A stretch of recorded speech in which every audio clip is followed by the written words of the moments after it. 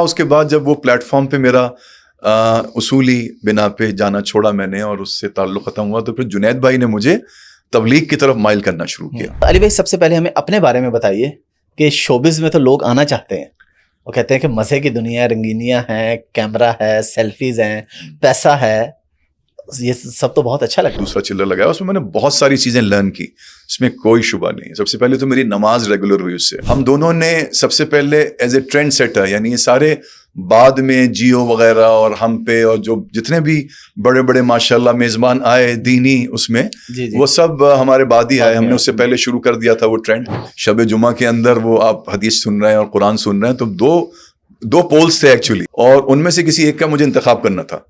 تو میں نے ایک پول کا انتخاب کر لیا اور میں نے کہا نہیں یار میں شوبز چھوڑتا ہوں. پریفریبلی آپ کے پاس 5 سال کا ورک ایکسپیرینس ہے تو آپ اس کے لیے ایلیجیبل ہیں. You are pretty much eligible to apply. یعنی جو بھی لوگ اسکلڈ ہیں اور ان کے پاس ایڈوانس ڈگری ہولڈرز ہیں یا بیچلر کی ڈگری ہے تو وہ امیگریشن کے لیے اپلائی کر سکتے ہیں. اس میں ہماری تو company New Zealand based company ہے.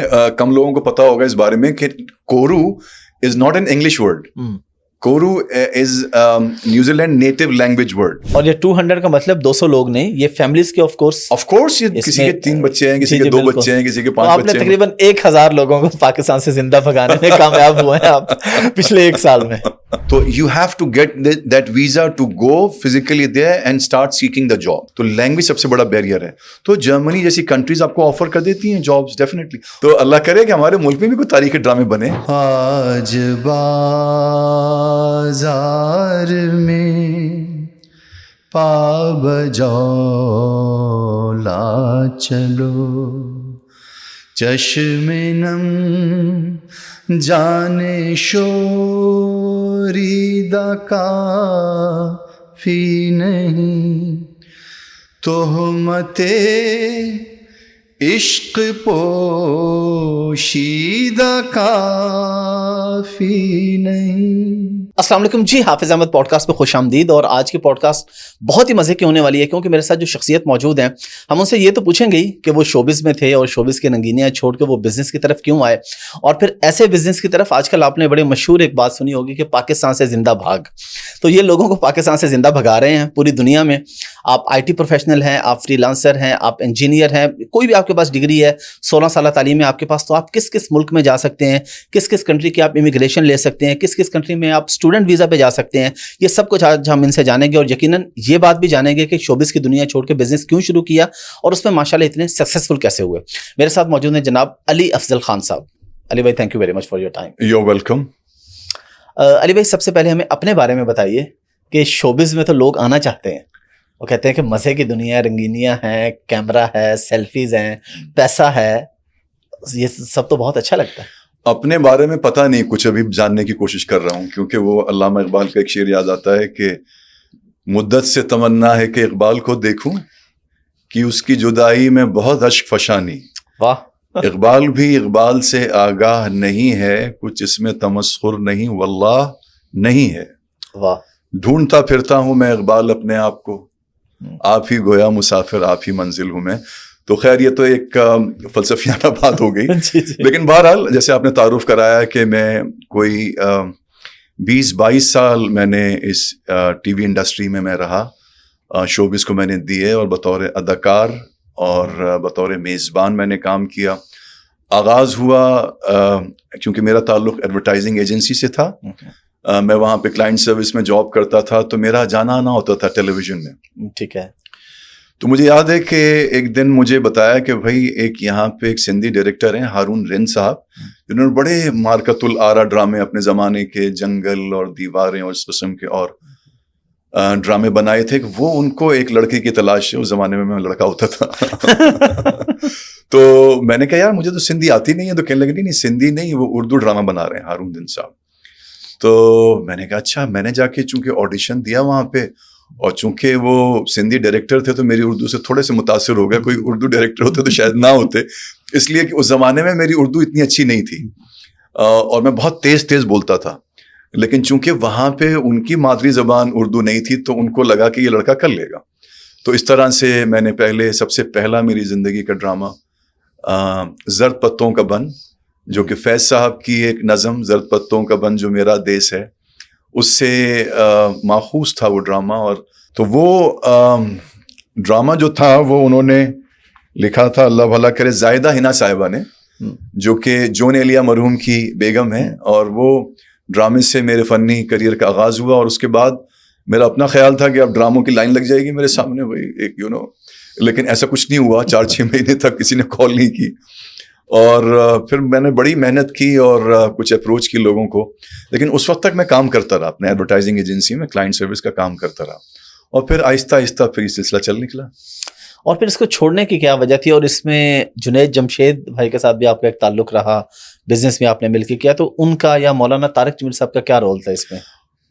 سے انہوں نے نکالا آپ کو یا آپ خود اپنی مرضی سے نکلے؟ بگ ٹائم رول رہا اس میں, کوئی شبہ نہیں.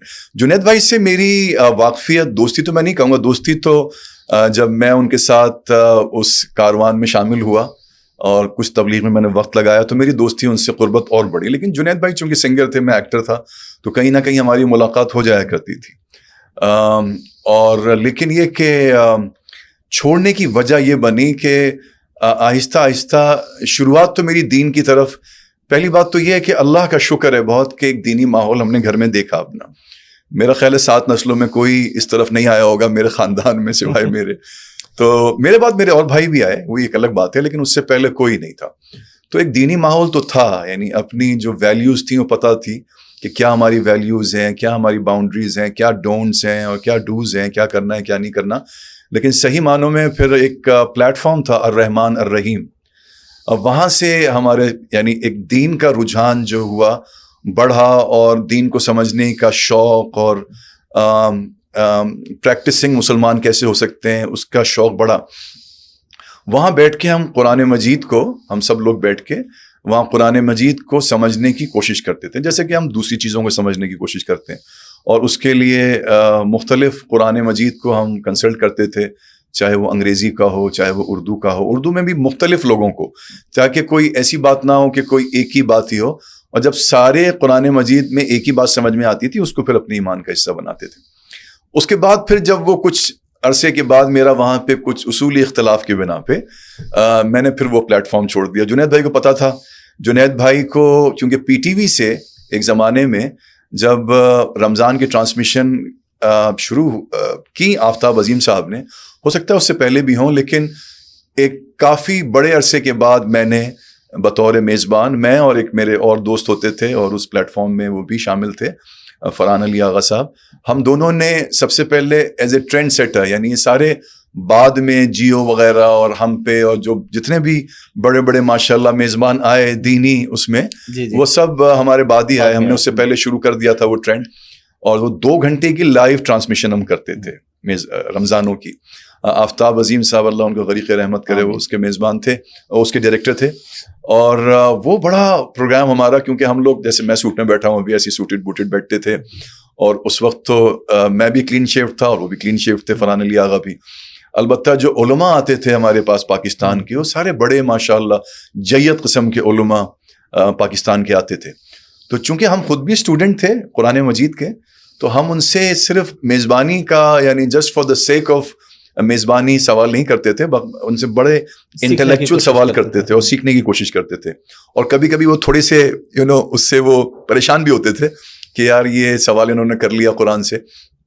لیکن یہ کہ وہ اس کی دھوم بڑی مچی, یعنی اس کی دھوم اس زمانے میں جو ہمارے پرویز مشرف صاحب تک بھی پہنچی, اور انہوں نے ہمیں بلایا خاص طور پہ مجھے اور فرحان کو, کیونکہ وہ اس زمانے میں انلائٹن ماڈریشن کے بڑے خواہاں تھے.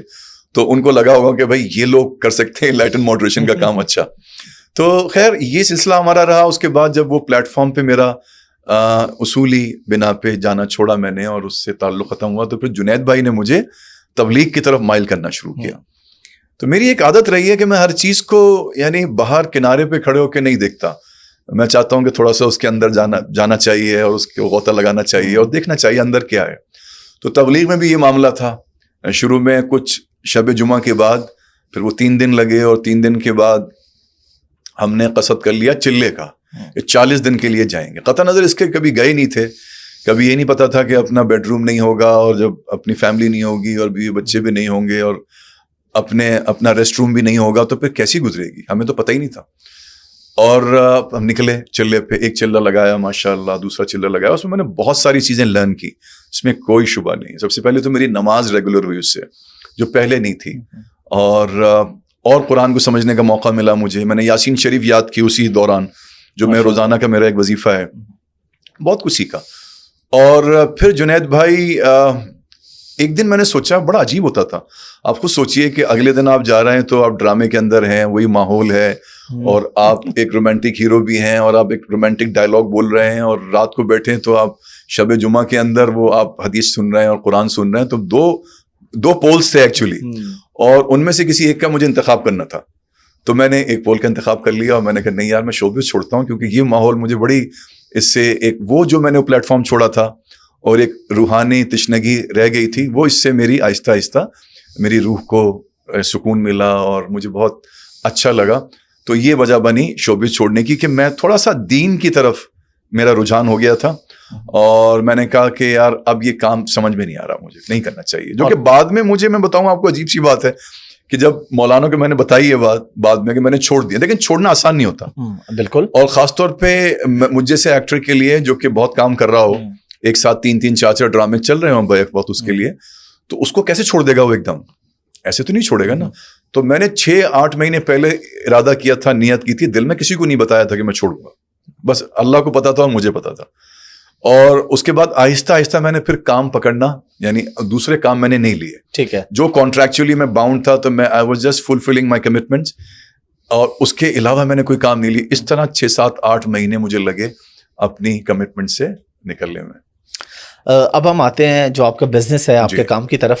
اور آج کا نوجوان پاکستان سے زندہ بھاگنا چاہتا ہے, تو اس کے کیا کیا طریقے ہیں زندہ بھاگنے کے؟ ہم ڈیٹیل میں بھی آئیں گے آگے, امیگریشن پہ بھی آئیں گے, ہر چیز پہ آئیں گے, لیکن پاکستان سے زندہ بھاگنے کا آسان طریقہ کیا ہے؟ پہلی بات تو میں یہ کہوں گا کہ اللہ کرے کہ خدا کرے کہ میرے عرض پاک پہ اترے, تو یہ وہ فصل گل جسے اندیشہ ہے زوال نہ ہو. اللہ کرے کہ یہ جو بات ہے یہ صرف عذرائے مذاق ہی ہو, لیکن یہ کہ بہرحال لوگوں کے پاس یہ حق ہے کہ وہ اپنی زندگی کو بہتر بنانے کے لیے, اپنے بچوں کے اچھے مستقبل کے لیے, اپنی زندگی کو بنانے کے لیے وہ جا سکتے ہیں باہر. اور آپ صحیح کہہ رہے ہیں کہ آج کل رجحان کچھ ملک کے حالات ایسے ہیں کہ زیادہ بڑھ گیا ہے, کیونکہ خود ہم لوگ 8-10 سال سے اس پروفیشن میں ہیں, تو ہمیں اندازہ ہے کہ جو تیزی چند سالوں سے آئی ہے وہ پہلے دیکھنے کو نہیں ملتی تھی. تو ہماری یہ جو کمپنی ہے, میں نے اور میرے بھائی نے, احسن علی خان ان کا نام ہے, وہ بھی پوڈ کاسٹر ہیں, انہوں نے بھی کچھ عرصے پہلے اپنی پوڈ کاسٹ شروع کی ہے, سو ڈڈ آئی آلسو. لیکن میں کوئی بہت ہی اپنے مزاج سے کام کرنے کا آدمی ہوں, اور اس لیے میں دھیمے دھیمے انداز میں کام کرتا ہوں اس میں. تو انہوں نے مجھ سے یہ آئیڈیا شیئر کیا شروع میں, میں اور وہ اور ایک ہمارے اور اس میں ہمارے فاؤنڈر ممبر خرم عزیز صاحب, یہ ہم 3 لوگوں نے شروعات کی اس کی, اور بھی 1-2 لوگوں کو ساتھ لیا, اور پھر ہم نے شروع کر دیا کام. کیونکہ ایسن کو مجھ سے پہلے ایکسپیرینس تھا اس کنسلٹنسی کا, امیگریشن کا, اور چونکہ وہ ایک کنسلٹنسی سے وابستہ سے چند سالوں سے, تو انہوں نے وہاں تجربہ سیکھا, اور سیکھنے کے بعد انہوں نے مجھ سے وہ آئیڈیا یہ شیئر کیا کہ یار چلیں یہ بزنس کرتے ہیں. تو میں نے کہا چلو اللہ کا نام لے کے کرتے ہیں. تو ہم نے کوئی 7-8 سال پہلے ہم نے یہ بزنس شروع کیا, اور اس کا بنیادی, میں صرف اگر آپ کہیں تو آپ کے پروگرام کی وساطت سے میں بتا دوں کہ اس کا بنیادی مقصد, اس کے 2 بنیادی شعبے ہیں. یعنی ایک تو وہ لوگ ہیں جو امیگریشن کے لیے جانا چاہیں, تو چاہے وہ امریکہ ہو, کینیڈا ہو, جرمنی ہو, آسٹریلیا ہو, نیوزی لینڈ ہو, اور بھی دوسرے کنٹریز ہوں, یہ تو میں نے بتا دیا جو سر فہرست ہیں.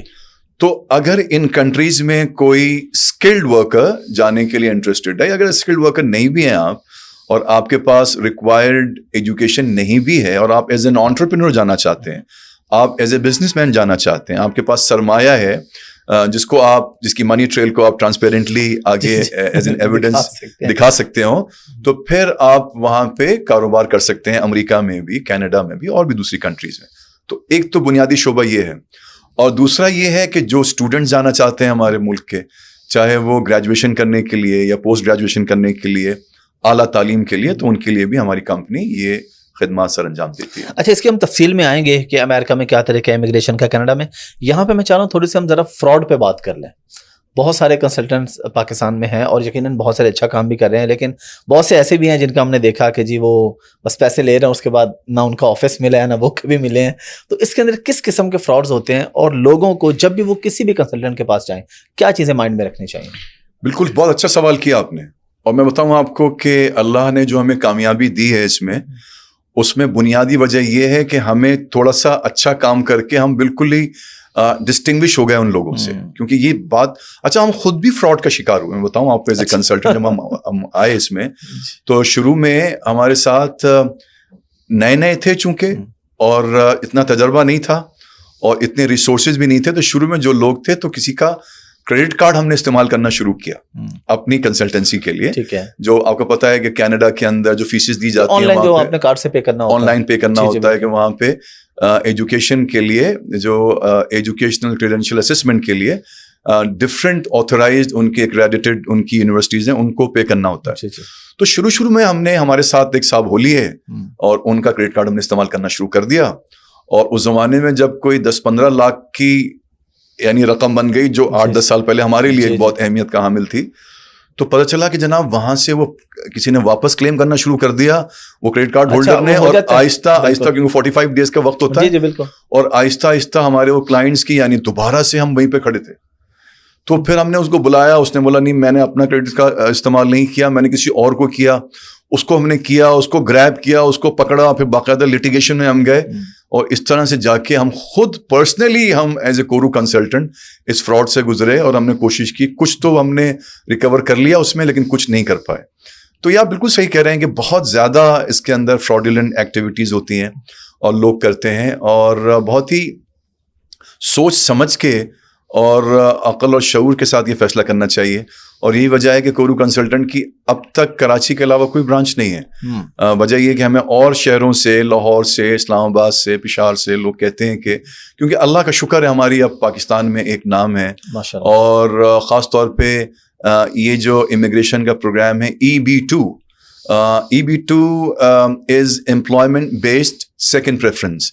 یعنی جو بھی لوگ اسکلڈ ہیں اور ان کے پاس ایڈوانس ڈگری ہولڈرز ہیں یا بیچلر کی ڈگری ہے تو وہ امیگریشن کے لیے اپلائی کر سکتے ہیں اس میں. تو پھر جو ہمیں اللہ نے کامیابی دی تو ریسٹ از دا ہسٹری. الحمدللہ.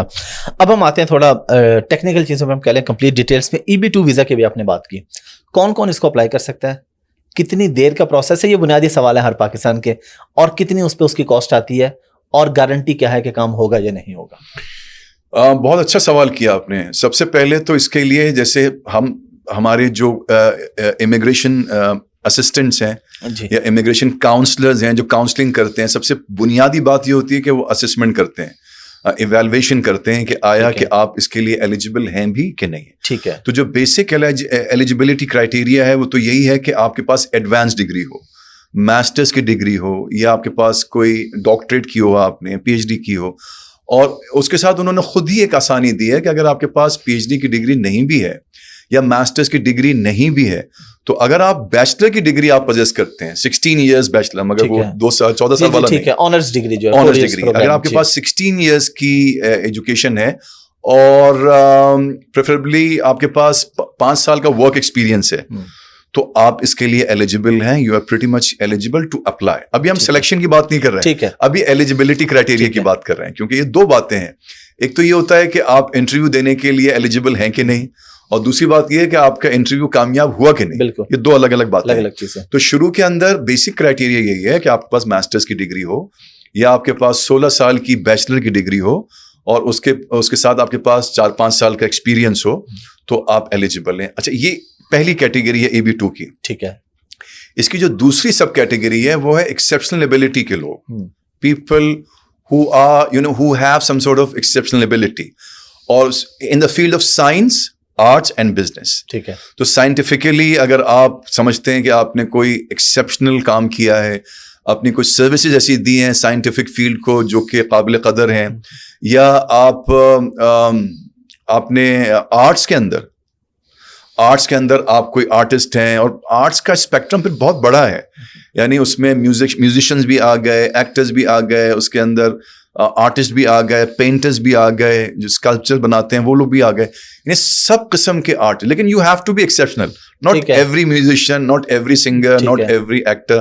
You have to be, you have to have some exceptional qualification اور credential to apply for this category. تو پہلی ہے ایڈوانس ڈگری ہولڈرز, یعنی جن کے پاس ماسٹرز کی ڈگری ہے یا بیچلر کی ڈگری ہے, 16 ایئرس کی ایجوکیشن ہے. اور دوسری ہے ایکسیپشنل ایبلٹی کے لوگ جن کے پاس ایجوکیشن ضروری نہیں ہے. ٹھیک ہے, ہو سکتا ہے ایک میوزیشین ہو جس کے پاس, جس نے میٹرک کیا ہو, رائٹ, ٹھیک ہے, لیکن آپ کے پاس اسکل بہت اچھی ہے, اسکل بہت اچھی ہے in the field of science, arts and business. اور بزنس کے لوگ بھی, یعنی اگر آپ کا بزنس ہے اور بزنس کے گر آپ جانتے ہیں اور آپ کا ایک بیک گراؤنڈ ہے اور آپ بزنس کے خواہش مند ہیں امریکہ میں کرنے کے لیے, تو آپ EB2 NIW کے تھرو ایکسیپشنل ایبلٹی کے تھرو آپ کر سکتے ہیں. بہت سارے لوگ کامیاب بھی ہوئے ماشاء اللہ ہمارے پاس. ٹھیک ہے, اور یہ کتنی دیر کا پروسیس ہوتا ہے اگر کوئی بندہ پروسیس کی بات کی آپ نے؟ کیونکہ ہماری قوم کو سب سے بڑا مسئلہ ہے جی, آج اپلائی کر رہے ہیں, ویزا کب آئے گا. حالانکہ اس میں ایک چیز اوپنلی ہے کہ ویزا تو فائنلی وہ ویزا آفیسر کی مرضی ہے نا کہ وہ آپ کو دیتا ہے کہ نہیں دیتا.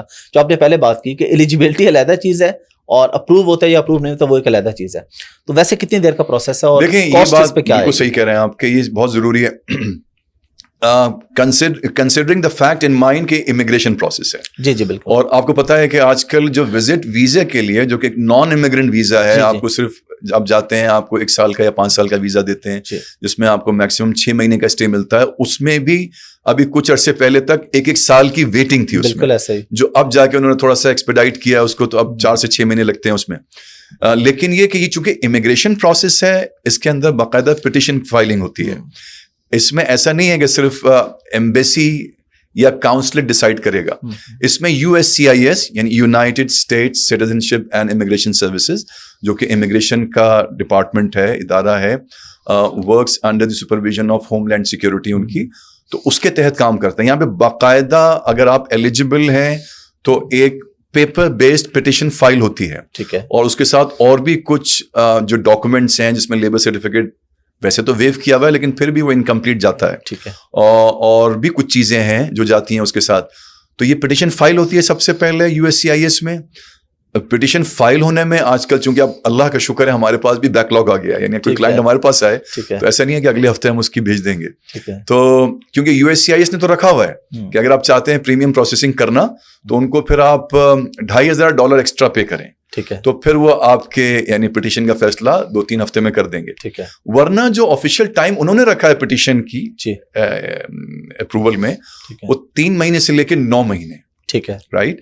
تو 3 سے 9 مہینے 2 مہینے ہمیں لگتے ہیں پٹیشن کی تیاری میں. ٹھیک ہے, پھر وہاں جا کے 3 مہینے سے لے کے 9-10 مہینے ان کو لگیں گے. یعنی آپ ایوریج 1 سال مائنڈ میں رکھیں, اور اس کے بعد پھر آپ کی ویزا فائلنگ ہے. ٹھیک ہے, کیونکہ اب آپ کا اپائنٹمنٹ کب ملے گی, اب آ گئے آپ USCIS سے. Now that petition approved petition is sent to NVC national visa center, کیونکہ پوری دنیا تو اپلائی کری USCIS میں, لیکن NVC کا کام یہ ہے کہ اب ان اپروو پٹیشن میں دیکھے کہ دنیا میں یہ پٹیشن کون کون سے ملکوں سے آ رہی ہے, یورپ سے کون سی آ رہی ہے, فار ایسٹ سے کون سی آ رہی ہے, مڈل ایسٹ سے کون سی آ رہی ہے, ایشیا سے کون سی آ رہی ہے, اور پھر تاکہ وہ اس اپروو پٹیشن کو بھیجیں اسی پرٹیکولر ایمبیسی میں. ٹھیک ہے, تو وہ بھی اس میں 6 مہینے سال بھر یعنی تقریباً 1.5 سال اپنے ذہن میں رکھنا چاہیے انسان کو.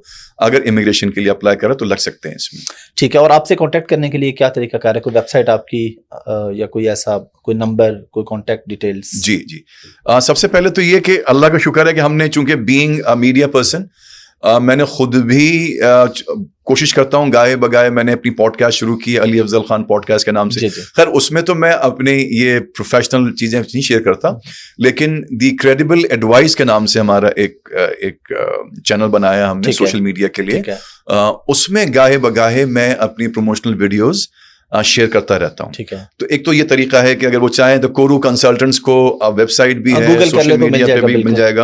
اور آئی ہوپ کہ اس پروگرام کے بعد نیچے آپ ہمارا جو ٹیلی فون نمبرز ہیں یا نمبر کے علاوہ ہمارا لنک ہے, وہ نیچے آ رہا ہے, وہ انشاءاللہ تو آپ بس ڈیٹیل سے لوگ اس کو حافظ احمد صاحب کی اس پوڈ کاسٹ کے نیچے آپ کو سارے لنکس مل جائیں گے ہمارے انشاءاللہ. اچھا اب ہم تھوڑا سا آتے ہیں US کی, آپ نے بات کی, جی اسی طرح باقی امیگریشنز بھی ہیں, کینیڈا ہے, آسٹریلیا ہے.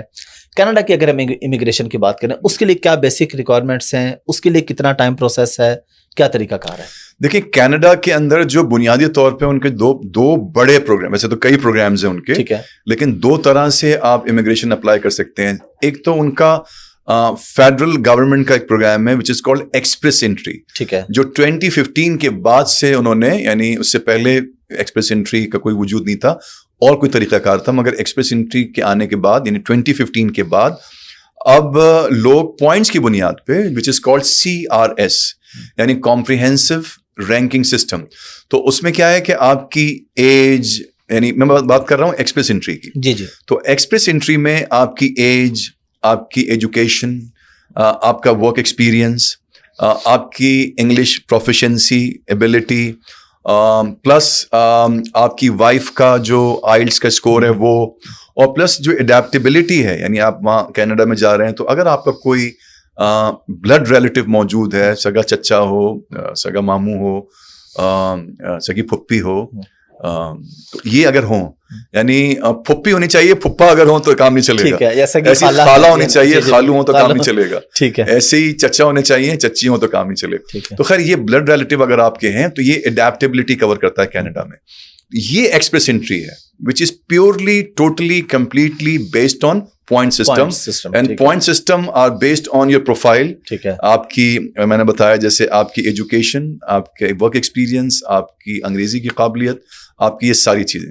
कनाडा, जैसे मैंने बताया कि कनाडा के अंदर एक्सप्रेस एंट्री का तो ये मामला है कि totally based on your profile. अच्छा, उसके अलावा जो दूसरा पाथवे है आपके पास to become the permanent resident of Canada is PNP। PNP means provincial nominee programmes, ठीक है, तो यानी कोई भी प्रोविंस, कनाडा के 10 और एक और 11 उनके प्रोविंसेस हैं, तो उनके सबके तकरीबन अपने अपने प्रोग्राम्स, ठीक है, again based on your profile. लेकिन इसमें मामला क्या है कि इसकी जो रिक्वायरमेंट है, जो इसकी डिमांड है, वो as compare to express entry खासी कम है। मैं अक्सर जब मेरे पास क्लाइंट्स आते हैं, क्योंकि 10-15 लोगों से मिलने का मुझे इत्तेफाक होता है रोजाना अल्हम्दुलिल्लाह, तो मैं कहता हूँ, कहते हैं व्हाट इज द डिफरेंस, मैं कहता हूँ डिफरेंस वही है जो क्रिकेट के अंदर T20 का और वनडे का डिफरेंस है। T20 में you have to be good in all the departments of cricket, you have to be a good bowler, batsman and fielder.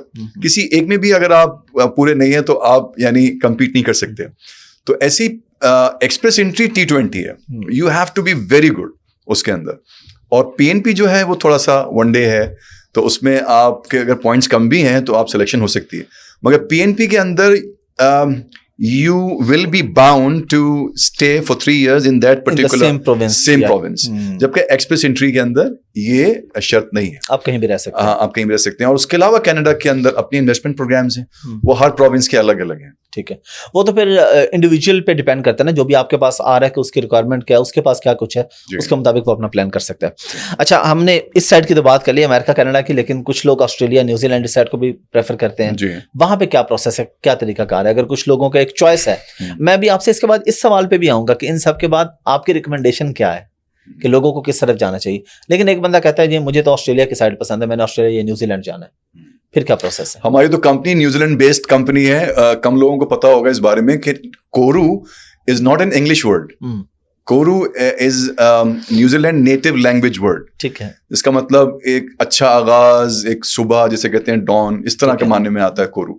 तो शुरुआत तो हमारी हुई न्यूजीलैंड से थी, मगर बाद में चूंकि न्यूजीलैंड का क्राइटेरिया थोड़ा सा ज्यादा टफ हो गया और हमारी दूसरी मार्केट्स और कंट्री से खुल गई, तो अब सिर्फ हम नाम के रह गए न्यूजीलैंड बेस्ड कंपनी। सच्ची बात ये है, लेकिन ऐसा नहीं है कि हम नहीं करते, हम न्यूजीलैंड का भी करते हैं, ऑस्ट्रेलिया का भी करते हैं।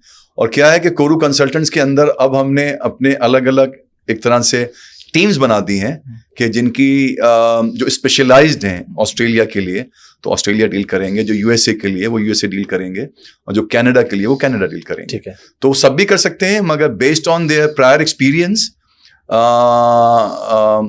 We have made certain teams. Sir as आप जिस कंट्री को ज्यादा कर रहे हैं या जो बंदा एक रेगुलर बेसिस पे कर रहा है, और कभी कभी उसमें डिफरेंस तो होगा जी। लेकिन देखें, जो सही मानों में ब्रेक थ्रू हुआ है कोरू कंसल्टेंट का भी, और जिसको अल्लाह ने जिसको वजह शोहरत बनाई, वजह शनाख्त बनाई, वो यूएसए का ये प्रोग्राम EB2 NIW है।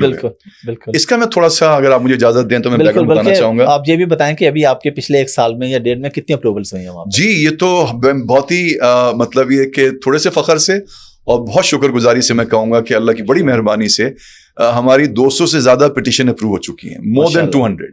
اور with in a year or so, یعنی 1-1.5 سال میں ہوا ہے یہ. اور یہ 200 کا مطلب 200 لوگ نہیں, یہ فیملیز کے آف کورس یہ کسی کے 3 بچے ہیں, کسی کے 2 بچے ہیں, کسی کے 5 آپ نے بچے ہیں. تقریباً 1000 لوگوں کو پاکستان سے زندہ بھگانے میں کامیاب ہوئے ہیں آپ پچھلے 1 سال میں.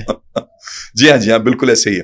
تو یہ جو EB2NIW ہے, جیسے میں نے پہلے بھی ذکر کیا تھا اور میں اب بھی کہنا چاہتا ہوں کہ ہمارے وہ پاکستانی جن کے پاس 16 سال کی ایجوکیشن ہے اور 4-5 سال کا ایکسپیرینس ہے.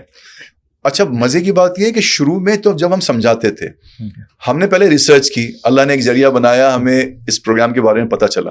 اچھا with all humility I would like to share one of the facts with you also and with my audience also, that Koru Consultant has been the pioneer to introduce this program here in Pakistan. یعنی ہم سے پہلے یہ EB2NIW کوئی consultant نہیں کر رہا تھا. انڈیویجول کیپیسٹی میں تو ہو سکتا ہے لوگ کر رہے ہوں, لیکن ایز اے کنسلٹنٹ کوئی نہیں کر رہا تھا. بلکہ جب ہم نے شروع کیا تو بہت سے ہمیں اپنے کرٹکس کا سامنا ہوا. یعنی شروع میں جب ہم نے اس پہ ریسرچ کی اور ایز این ایکسپیرئنس ہم نے 1-8 کیس لیا, اور پھر جب وہ ہوا الحمدللہ تو پھر ہم نے اس کو باقاعدہ مارکیٹنگ شروع کی. تو پھر جو ہمارے کمپیٹیٹرز بیٹھے ہوئے تھے, رائولز بیٹھے تھے, انہوں نے ہم پہ تنقید کرنا شروع کی, جیسے وہ اس شعبے کے اندر لوگ کرتے ہیں, یہ ایسے اٹھ کے آ گئے ہیں, یہ پروگرام صحیح نہیں ہے, یہ اسکیم ہے, یہ لیجیٹیمیٹ پروگرام نہیں ہے, اور یہ ایویں کر رہے ہیں, اور یہ کریں گے وہ کریں گے. لیکن ہم لوگ چپ چاپ کام کرتے رہے. پھر ایک وقت آیا کہ ان لوگوں نے خود مارکیٹنگ شروع کر دی. ایسے ہی ہوتا ہے. تو مجھے خوشی بھی ہوئی اور میں نے بہت شکر ادا کیا اللہ کا کہ مجھے کچھ کہنے کی ضرورت نہیں پڑی. جب انہوں نے خود ہی وہ پروگرام شروع کر دیا جس کے وہ ناقد تھے, تو پھر تو بات ہی نہیں بچی. لیکن بہرحال اس کا سہرا الحمدللہ ہمارے سر ہے کہ اس پروگرام کو EB2NIW کو متعارف کرانا, اور سب سے زیادہ ایکسپرٹیز بھی ہماری الحمدللہ ہے. وجہ اس کی یہ ہے کہ چند ایک تو کراچی میں جو کام کر رہی ہیں وہ وہی لوگ ہیں جو ہمارے ساتھ کام کرتے رہے تھے, ٹھیک ہے, جنہوں نے آغاز ہمارے ساتھ کیا. اور جب انہوں نے دیکھا کہ ایسا انکریڈیبل پروگرام ہے اور ہماری کامیابی دیکھی, تو انہوں نے اپنی رائیں جدا کی. ہم ان کو بھی وش کرتے ہیں, آل دا بیسٹ کہتے ہیں ان کو بھی, کہ اللہ تعالیٰ سب کو دیتا ہے, ملک کا فائدہ کر رہے ہیں. لیکن بتانا میں یہ چاہ رہا ہوں کہ کچھ تو ایسے ہیں جو ہمارے سے ہی گئے وہاں پہ, ٹھیک ہے, تو اس لیے پائنیئر آپ ہیں اس کام کے اندر. اچھا اس پہ تو ہم کیونکہ ڈیٹیل میں پہلے ڈسکشن کر چکے, تو ہم واپس آسٹریلیا پہ آتے ہیں. آسٹریلیا نیوزی لینڈ, وہاں پہ کیا کرائٹیریا ہے اور کیا طریقہ کار ہے؟ اچھا آسٹریلیا کا ایسا ہے کہ آسٹریلیا کے اگین ڈفرینٹ ان کی کلاسز ہیں, ان کے پروگرامز ہیں, جس میں جو سر فہرست ہیں وہ ان کی سب کلاس 189 ہے جو کہ ایک انڈیپینڈنٹ پروگرام ہے, ٹھیک ہے, 190 ہے جو کہ اسٹیٹ پروگرام ہے, 491 ہے جو کہ ریجنل ان کا ایک پروگرام ہے. ٹھیک ہے, تو یہ ڈفرینٹ پروگرام ہے, انڈیپینڈنٹلی بھی آپ فالو کر سکتے ہیں, اسٹیٹ لیول پہ بھی اور ریجنل بیسس پہ بھی, again based on your profile, your education, your age, your work experience and your proficiency in English. اور اگین اب چونکہ بہت زیادہ مجھے بھی اب اتنا ماشاءاللہ ریسرچ ہماری ٹیم بن گئی ہے, وہ زیادہ کر رہی ہوتی ہے, لیکن یہ کہ آپ کے اس پروگرام کے نیچے جو لنکس ہیں وہاں پہ ہمارا ایک اسسمنٹ فارم موجود ہے, جی بالکل, which is some sort of an inquiry which we Hare video کے نیچے فرسٹ کمنٹ میں اویلیبل ہے. اس فارم کے اندر جو ہمارا اسسمنٹ فارم ہے یا انکوائری فارم ہے, اس میں جا کے آپ جو ڈفرینٹ کنٹریز کی امیگریشن کی اسسٹنس میں آپ جان سکتے ہیں کہ آپ کس کے لیے اپلائی کر سکتے ہیں. اچھا یہ بہت اچھی چیز ہے, کیونکہ نارملی یہ بھی ہوتا ہے کہ لوگ کہتے ہیں ٹھیک ہے جی ہماری یہ فیس ہے, دیں, ہم آپ کو دیکھیں گے آگے کیس ہوگا نہیں ہوگا. آپ لوگ پہلے ہی بتا دیتے ہیں کہ ہم کیس پکڑیں گے یا نہیں, گارنٹی تو پھر بھی نہیں ہے, کیس پکڑ کے بھی نو. اچھا دیکھیے میں ایک چیز بتاؤں آپ کو احمد, کہ اس میں کیا ہے کہ اس کو جب یہ بڑا اللہ کا کرم ہے, میں یہ نہیں کہہ رہا اپنی, ہماری کوئی اس میں بڑائی نہیں ہے, کہ جب اللہ کسی کو کامیاب کرتا ہے تو خود ہی پھر آپ کو اس کام کرنے کی اہلیت دیتا ہے, توانائی دیتا ہے, سوچ دیتا ہے, ایک ٹیم بنا دیتا ہے سب سے بڑھ کر. یہ تو مجھے اپنی ٹیم کا, میں آپ کے پروگرام میں بھی ماشاءاللہ میں ہمیشہ کہتا ہوں میری بڑی فینٹاسٹک ٹیم ہے ماشاءاللہ. اللہ نے ایسی بہترین ٹیم بنا دی ہے ہماری پروسیسنگ کی بھی اور کاؤنسلنگ کی بھی, کہ میں تھوڑا سا اب جو ہے نا کاہل ہو گیا ہوں, اتنا زیادہ مجھے نہیں ہوں. تو اب یہ ہے کہ اب وہ ٹیم ہماری کرتی ہے. سب سے پہلے تو میں نے بتایا ہماری کاؤنسلنگ ٹیم ہے جو بنیادی کرائٹیریا دیکھتی ہے کہ آپ ایلیجبل ہیں بھی کہ نہیں. اچھا دوسرا میں نے اس کو کیا کیا کہ اس کو اخلاقی اس پہ ڈیزائن کیا اپنے کانٹریکٹ کو, نہ کہ قانونی زیادہ. ٹھیک ہے, قانونی میں تو آپ کچھ بھی کر سکتے ہیں, اگر 2 لوگ ہیں, اگر وہ آپ کو پتہ ہے آپ بھی ماشاءاللہ قرآن کے حافظ ہیں, کہ باہمی رضامندی سے تجارت تو صحیح ہے کہ ہم جو بھی آپس میں کر لیں یہ ہم پہ ڈپینڈ کرتا ہے. لیکن دیکھیں اس کی ایک فیس ہے جو کہ ظاہر سی بات ہے, وہ اگر چاہیں گے تو آپ کو بتا دی جائے گی. اس فیس کا ہم ایک پورشن لیتے ہیں, یعنی 1/4 لیتے ہیں. ٹھیک ہے, to start working on your case, تو we only charge 1/4 of the total fee. اور اس کے بعد ہم اپنا کام شروع کرتے ہیں. اس کے بعد جیسے جیسے آپ کا پروسیس آگے بڑھتا رہتا ہے, جیسے جیسے آپ کے پاس ایک ایویڈنس آتا رہتا ہے کہ میری پٹیشن وہاں پہ سبمٹ ہو گئی ہے, میرے پاس ٹریکنگ نمبر آ گیا ہے, مجھے پرائیورٹی ڈیٹ مل گئی ہے, اور آپ خود بھی ٹریک ڈاؤن کر سکتے ہیں, پھر آپ صرف کورو کنسلٹنٹ کے محتاج نہیں ہیں. اچھا, ایک اور چیز جو میں نے کی یہاں پہ, بہت سارے کنسلٹنٹس لاگ ان ڈیٹیل نہیں دیتے آپ کو.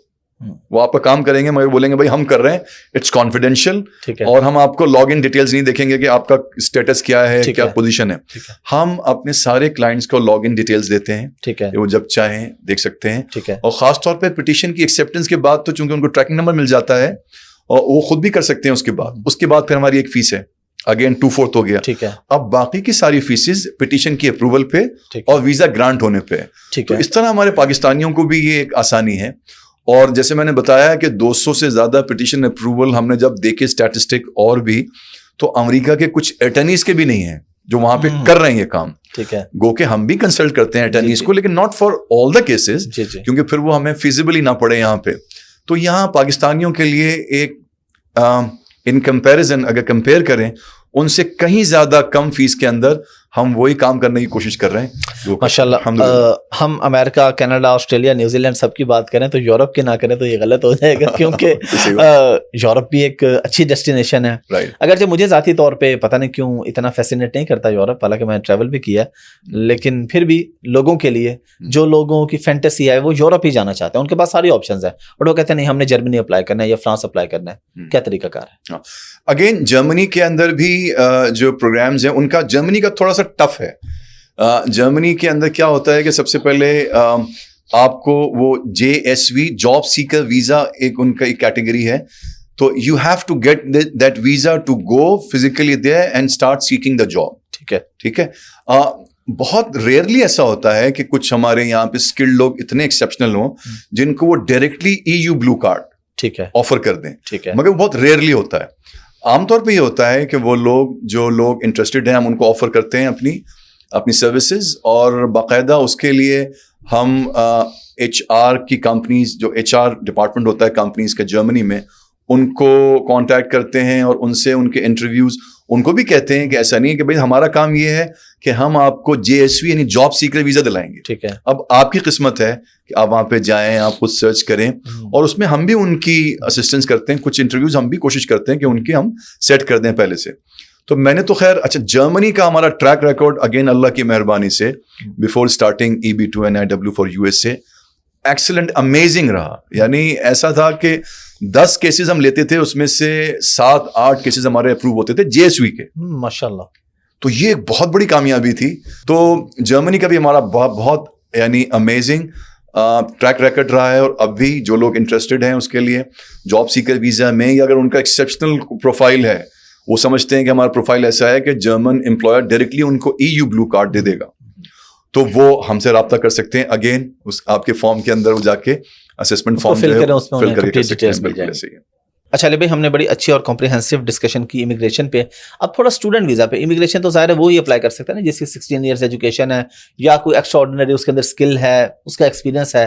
بچے بھی بھاگنا چاہتے ہیں پاکستان سے. ہاں نہیں, بچوں بلکہ بھاگنے کی عمر تو بچوں کی ہوتی ہے. جی ہاں, بڑے تو بھاگتے ہوئے اچھے نہیں لگتے نا, بھاگا جاتا ہے. ڈیٹیل میں بتا دیں کہ کس ایج میں کس ایج گروپ کے لوگوں کو اپلائی کرنا چاہیے اور کس کنٹری میں اپلائی کرنا چاہیے. دیکھیں بچے زیادہ تر جو بچے جاتے ہیں وہ اپنا بیچلر کرنے کے لیے جاتے ہیں, اور زیادہ تر تعداد ان بچوں کی ہوتی ہے جو یہاں سے A لیول کر چکے ہوتے ہیں یا انٹر کر چکے ہوتے ہیں, اور اس کے بعد بیچلر کرنے کے لیے امریکہ یا کینیڈا یا جرمنی, یا کچھ وہ بچے بھی ہیں اس میں جو ہمارے یہاں بہت بچے پڑھنے میں بہت تیز ہیں اور ذہین ہیں, مگر چونکہ وہ فائنینشلی اتنے ساؤنڈ نہیں ہیں تو وہ ان کنٹریز کا رخ کرتے ہیں جو اسکالرشپ آفر کرتے ہیں آپ کو, جن کی ان پیڈ ایجوکیشن ہوتی ہے, پیڈ نہیں ہوتی.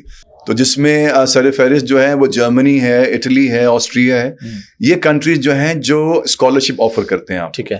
تو اگر تو آپ اچھے بچے ہیں یعنی ذہین بچے ہیں اور آپ کی جو پرسنٹیج ہے وہ اچھی ہے, تو پھر وہ آپ کو اسکالرشپ آفر کر دیتے ہیں بیسڈ آن یور پرسنٹیج. کبھی 50%, کبھی 70% تک بھی آفر کر دیتے ہیں, رائٹ. تو یہ ان بچوں کے لیے تو بہت بڑی میں سمجھتا ہوں ایک طرح کی بلیسنگ ہے. تو زیادہ تر تعداد ہمارے پاس وہ بچے ہوتے ہیں جو بیچلر کرنے کے لیے جا رہے ہوتے ہیں, कम तादाद उनकी होती है जो बैचलर यहाँ से कर लेते हैं पाकिस्तान में और अपना मास्टर्स कंप्लीट करने के लिए जाना चाह रहे होते हैं. Again in those countries, America, Canada, Germany, Italy and Austria, countries like this. अच्छा अली भाई, इसके अंदर ये जो आपने बताया है, आपकी रिकमेंडेशन क्या है कि बच्चों को किस तरफ जाना चाहिए? और अगला मेरा सवाल ये है कि कौन से ऐसे कंट्रीज हैं जो एजुकेशन के बाद आपको जॉब अलाउ करते हैं या इन फ्यूचर आपको इंडेफिनेट वीजा अलाउ करते हैं? क्योंकि बच्चों का ये भी होता है ना कि अगर हम जा रहे हैं कहीं से एजुकेशन लें, तो इस बारे में अगर आप थोड़ी डिटेल बता दें. देखिए, वैसे तो सारे ही कंट्रीज के अंदर ये आपके पास जैसे यूके ने अभी वेरी रिसेंटली अब जाके उन्होंने बंद किया है, वरना आपकी कंप्लीशन के बाद, ग्रेजुएशन की कंप्लीशन के बाद वो आपको 1-2 साल PSW होता था. PSW होता था, बिल्कुल. जो अब उन्होंने जनवरी से, शायद अब नहीं है, अब students which will be admitted in the universities of UK will complete their education and will come back soon after. ठीक है. तो ये, लेकिन बहुत सारी कंट्रीज ऐसी हैं, जैसे Germany is one of those countries जहाँ पे बच्चों का मुस्तकबिल बहुत ताबनाक है कि अगर वो वहाँ पे, और मैं कहता हूँ कि जर्मनी में अगर आपको सेटल होना है, एज एन इमिग्रेंट बनना है, तो सबसे अच्छा पैथवे ये है कि आप वहाँ पे स्टडी करें, क्योंकि आप एक लैंग्वेज से भी आप उससे आशना हो जाते हैं, सीख लेते हैं. और ड्यूरिंग एजुकेशन अब जब लैंग्वेज सीख लेते हैं आप, जो कि सबसे बड़ा बैरियर है कि वहाँ पे अगर आपको सेटल होना है सोसाइटी में, तो लैंग्वेज सबसे बड़ा बैरियर है. तो जर्मनी जैसी कंट्रीज आपको ऑफर कर देती हैं जॉब्स डेफिनेटली. और देखिए, मैं बताऊँ आपको, एक चीज़ बड़ी अच्छी है जो काबिल तकलीद है, जो होनी चाहिए हमारी कंट्री के अंदर भी. I've heard about Germany that there are almost 400 state universities in Germany. तो उनमें से आप किसी के बारे में ये नहीं कह सकते कि ये अच्छी है, ये बुरी है. सबका एक ही मेयार है, सबका एक ही लेवल है, सब एक ही क्वालिटी ऑफ एजुकेशन है उनकी. तो जर्मनी बहुत अच्छी कंट्री है उस लिहाज से, एजुकेशन के लिहाज से, और एजुकेशन के बाद जॉब्स मिलने के लिहाज से, सेटल होने के लिहाज से जर्मनी. अच्छा, यहाँ पे आपको कोई जर्मनी की अगर हम बात करें तो या ऑस्ट्रिया वगैरह की, यहाँ पे लैंग्वेज कौन सी होती है, और क्या इसके लिए पहले कोई जर्मन लैंग्वेज का टेस्ट पास करना पड़ता है या डायरेक्टली अप्लाई कर सकते हैं? देखिए, उसमें अच्छी बात यह है कि अगर आप इंग्लिश टॉट में जा रहे हैं, आप पहली बात तो ये कि, अच्छा एक चीज़ मैं बताना भूल गया, मैं बता देता हूँ, मुझे याद आई कि जो स्टूडेंट्स हैं वो साल में 2 दफा इंटेक्स होती हैं एडमिशन की, in most of the countries. ठीक है.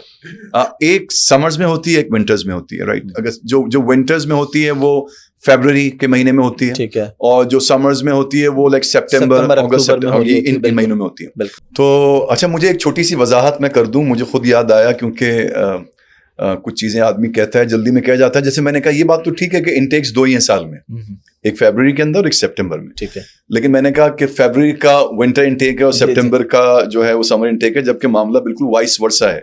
फरवरी का जो इंटेक है वो समर्स के लिए है, और जो सितंबर का जो इंटेक है वो विंटर्स के लिए. दोनों सूरतों में बात ठीक है, जब आप अप्लाई कर रहे हैं तब क्या है, और जिसके लिए अप्लाई कर रहे हैं तब क्या सीजन है. वो आपको पता है ना, ताड़ने वाले क़यामत की निगाह रखते हैं, जरा सी भी आगे पीछे होती है बात, कहते नहीं अफजल साहब ने ये बात कह दी, वो ऐसे नहीं ऐसी थी. तो अपनी तरफ तौर से कोशिश करनी चाहिए. आपने वैसे अच्छा किया. मैं वैसे आपको अपना बता दूं कि मैंने जब शुरू में ऐसे होता था, लोग बातें करते थे, तो अब अल्हम्दुलिल्लाह मैं, अल्लाह ताला का इतना करम है कि मैं बिल्कुल आई डोंट केयर कि लोग क्या कह रहे हैं. सही बात है. कोई भी तनकीद कर रहा है, मैं उन्हें तड़पाता हूं. मैं उनका कमेंट डिलीट भी नहीं करवाता. हाँ. उन्हें रिप्लाई भी नहीं करता. वो बेचारे नीचे तड़पते रहते हैं, आगे कमेंट कर करके गालियां दे के फिर खुद ही तंग भी आ जाते हैं. एक दफा मुझे एक दोस्त ने स्क्रीनशॉट भेजा. हाँ. एक लड़का मेरे खिलाफ वीडियोस बनाता था कि ये करता है, ये करता है.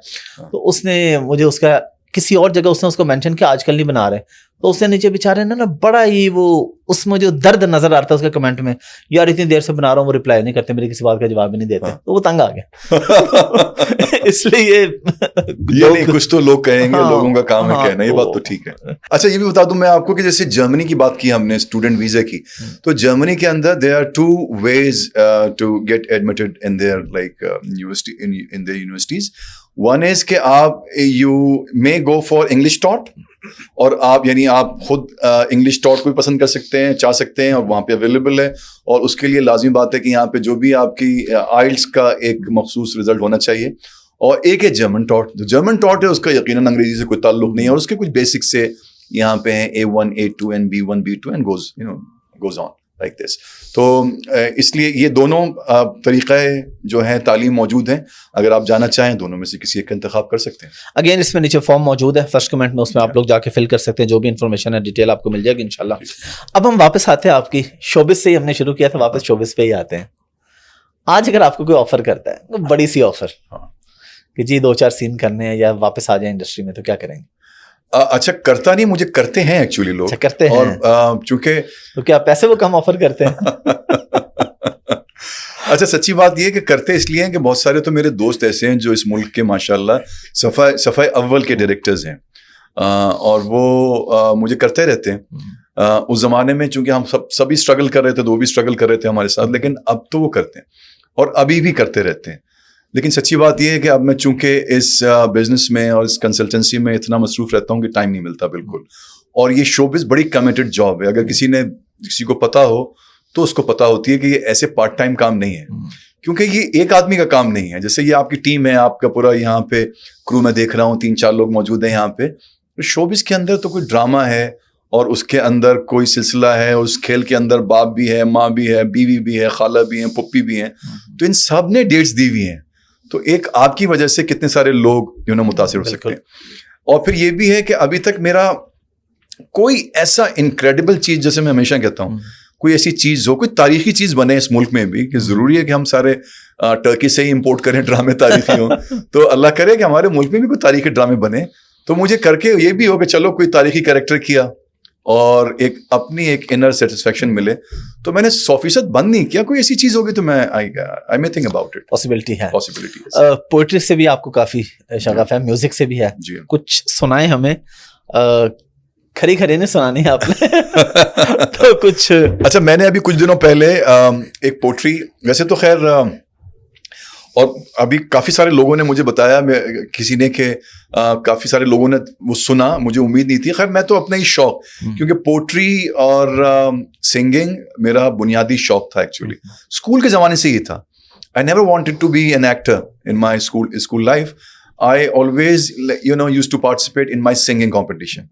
And so was my elder brother علی امجد خان, جو کہ بہت اچھے سنگر ہیں آج بھی, لیکن پروفیشنلی سنگنگ نہیں کرتے, وہ امریکہ میں ہیں اور اپنی جاب کرتے ہیں.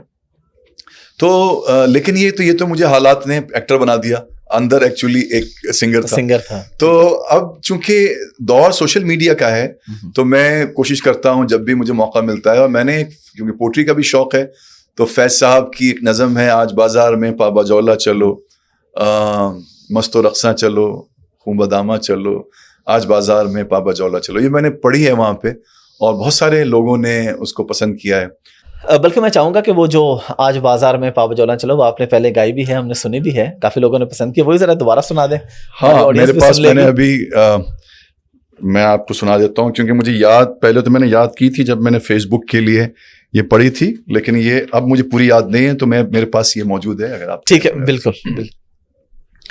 اچھا یہ فیض صاحب سب کو پتا ہے, بہت سارے عشاق ان کے موجود ہیں اس پوری دنیا میں, تو ان میں سے ایک میں بھی ہوں. اور یہ بہت ہی ان کی پیاری ایک نظم ہے فیض صاحب کی, جس کو میں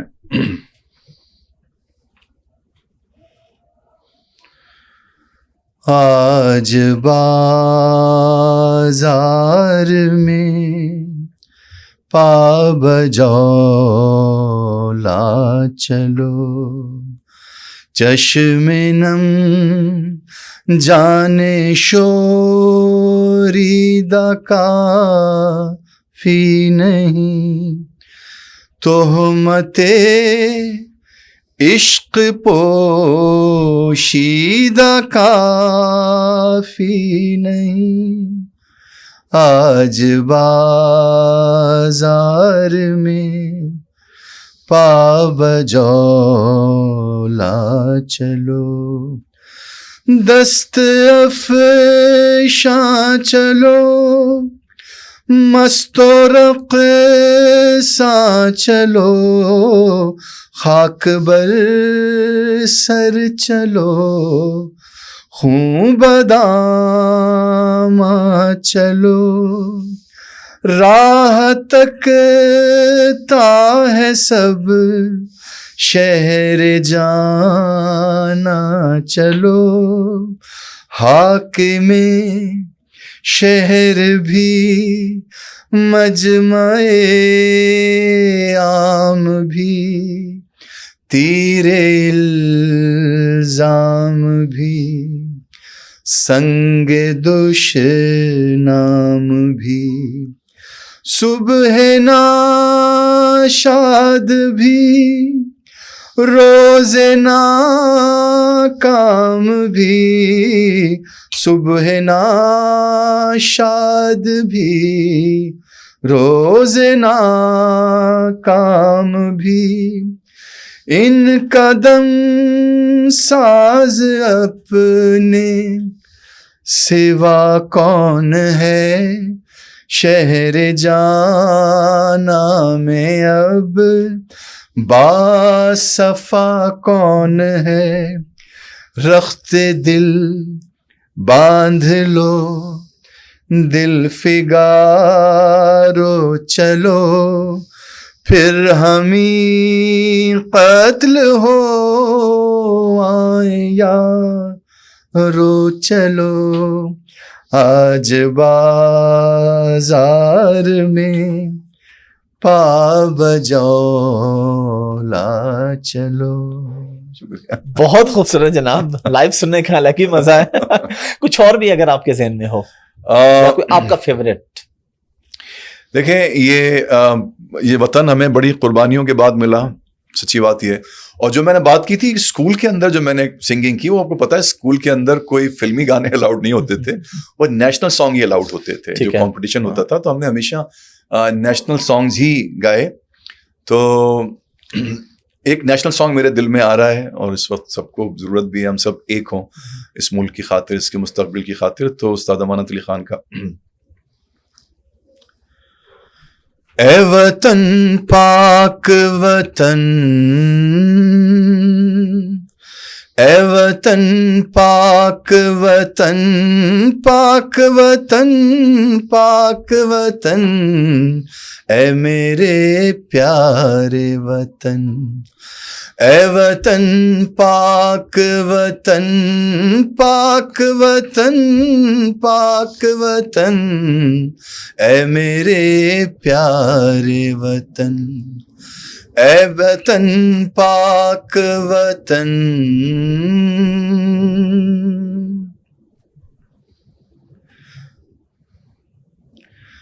تجھ سے ہے میری تمناؤں کی دنیا پر نور, تجھ سے ہے میری تمناؤں کی دنیا پر نور.